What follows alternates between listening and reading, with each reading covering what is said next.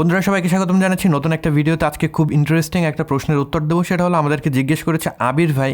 তিনি বলেছেন, ভাইয়া আমি একটা জিনিস নিয়ে কনফিউজ, ক্যামেরার শাটার কাউন্ট কি শুধুমাত্র ছবির ক্ষেত্রে প্রযোজ্য নাকি ভিডিওর ক্ষেত্রেও প্রযোজ্য?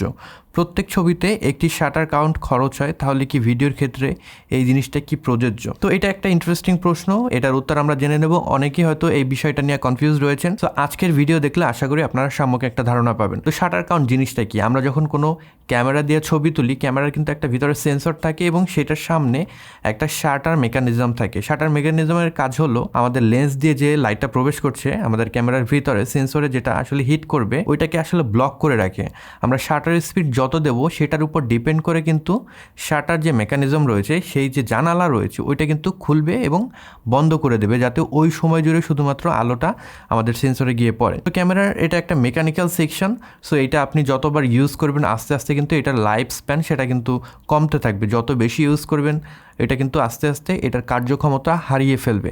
তো এই কারণে ছবি তোলার ক্ষেত্রে শাটার কাউন্টটা খুবই ইম্পর্টেন্ট। স্পেশালি আপনি যদি কোনো ডিএসএলআর ক্যামেরা ব্যবহার করেন, ডিএসএলআর ক্যামেরা একটা আসলে মিরর থাকে এবং সেই মিররের আমাদের জাস্ট পরেই থাকে শাটারটা। তো সেই শাটারটা যখন খোলে এবং বন্ধ হয়, খুলে বন্ধ হয়, খুলে বন্ধ হয়, প্রত্যেকবার ছবি তুলছেন, আস্তে আস্তে এটার আসলে জীবন দশা কমতে থাকে। নর্মাল আপনি যদি কোনো বিগিনার ক্যামেরা কিনে থাকেন সেক্ষেত্রে দেখা যায় মোটামুটি 50 থেকে 60,000 সেটার শাটার কাউন্ট থাকে।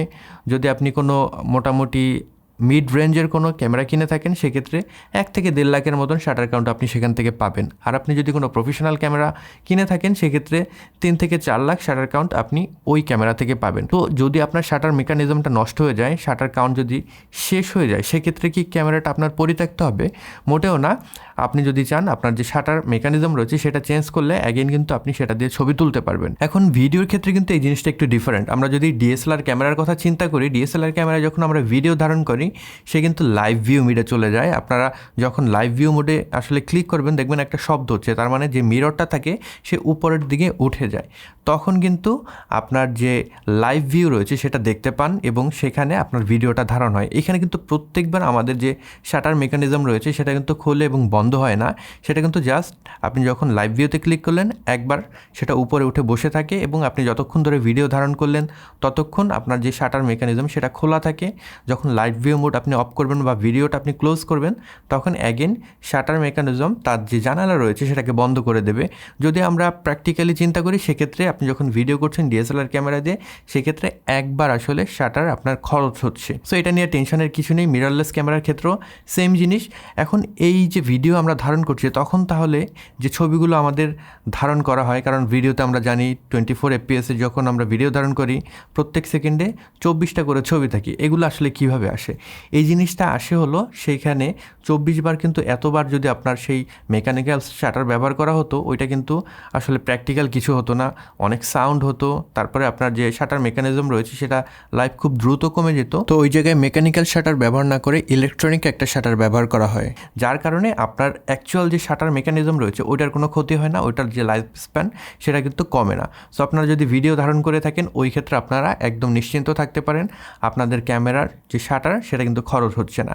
এখন আপনি যদি কোনো ক্যামেরা কিনতে যান, আসলে যদি ভিডিও ধারণ করেন সেক্ষেত্রে শাটার কাউন্ট নিয়ে কিন্তু আপনার অত বেশি চিন্তা করার কোনো কারণ নেই। আপনি যদি অধিক শাটার কাউন্ট সমৃদ্ধ একটা ক্যামেরা পেয়ে থাকেন কিন্তু সেটার বডি কোয়ালিটি অনেক ভালো, সেটার আউটলুক অনেক ভালো, দেখে আপনার মনে হচ্ছে যে সেটার ইন্টারনালও ভালো রয়েছে, সেক্ষেত্রে আপনি নির্দ্বিধায় সেটা নিয়ে যেতে পারেন, কারণ সেটা দিয়ে কিন্তু আপনি অনেক দিন ভিডিও ধারণ করতে পারবেন, যেহেতু আপনার শাটার কাউন্টের সাথে অত বেশি লেনদেন নেই। তবে যদি আপনি ফটোগ্রাফার হয়ে থাকেন, ছবি তুলে থাকেন, ওই ক্ষেত্রে কিন্তু শাটার কাউন্টটা অনেক বেশি ইম্পর্টেন্ট হতে পারে। আপনার যদি শাটার কাউন্ট খুব বেশি আলা কোনো ক্যামেরা কিনে থাকেন সেক্ষেত্রে কিন্তু আপনি বেশি দিন আবার দেখা যাবে সেটা ব্যবহার করতে পারবেন না, এগেন আপনার সেই শাটার মেকানিজম রিপ্লেস করতে হবে।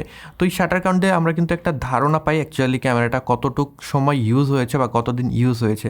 যদি আপনি কোনো ক্যামেরা কিনতে যান সেকেন্ড হ্যান্ড, যেটা আসলে ভিডিওর কাজে ব্যবহার করা হয়েছে, ওইখানে কিন্তু আপনি শাটার কাউন্ট যদি বিবেচনা করেন সেক্ষেত্রে অ্যাকচুয়ালি বুঝবেন না ক্যামেরাটা কতদিন ব্যবহার করা হয়েছে। সেক্ষেত্রে আপনার ক্যামেরার যে আউটলুক ওইটার উপরে আসলে বেশি জোর দিতে হবে। আর আপনারা যদি শাটার কাউন্ট চেক করতে চান, ক্যানন ক্যামেরায় চেক করাটা একটু টাফ, কারণ সেখানে আলাদা সফটওয়্যার ব্যবহার করতে হয়, সফটওয়্যারের মাধ্যমে আপনার শাটার কাউন্টটা আসলে চেক করতে হয়। আর যদি আপনি সনি কিংবা নাইকন ক্যামেরা ব্যবহার করে থাকেন, আপনার যে ইমেজ ফাইল রয়েছে, অনেকগুলো ওয়েবসাইট রয়েছে, জাস্ট সেখানে আপলোড করবেন এবং সেখানে আপলোড করার সাথে সাথে কিন্তু আপনি দেখে ফেলতে পারবেন আপনার শাটার কাউন্ট কত রয়েছে। আপনি যদি প্যানাসোনিক ক্যামেরা ব্যবহার করে থাকেন সেক্ষেত্রে ক্যামেরার ভিতরেই একটা ফিচার রয়েছে যেখান থেকে আপনি শাটার কাউন্টটা চেক করে নিতে পারবেন। তো আশা করি আপনারা বুঝতে পেরেছেন শাটার কাউন্ট জিনিসটা কি, শাটার কাউন্ট যদি বেশি হয়ে থাকে সেক্ষেত্রে কী কী প্রবলেম হতে পারে, আর আপনি যদি ভিডিওর জন্য কোনো ক্যামেরা নিতে চান সেক্ষেত্রে কি শাটার কাউন্ট ম্যাটার করে কি না। ভিডিওতে কিন্তু শাটার কাউন্ট খরচ হচ্ছে না, এটা নিয়ে নিশ্চিন্ত থাকতে পারেন, যত ইচ্ছে ভিডিও করে যান। তো সবাই ভালো থাকবেন, সুস্থ থাকবেন, পরবর্তী ভিডিওতে নতুন কোনো বিষয় নিয়ে আবার কথা হবে। সে পর্যন্ত সেফ থাকবেন, সুস্থ থাকবেন এবং আপনি নতুন যে জিনিসগুলো তৈরি করতে চাচ্ছেন সেগুলো তৈরি করতে থাকুন। আবার দেখা হচ্ছে। Until then, good by.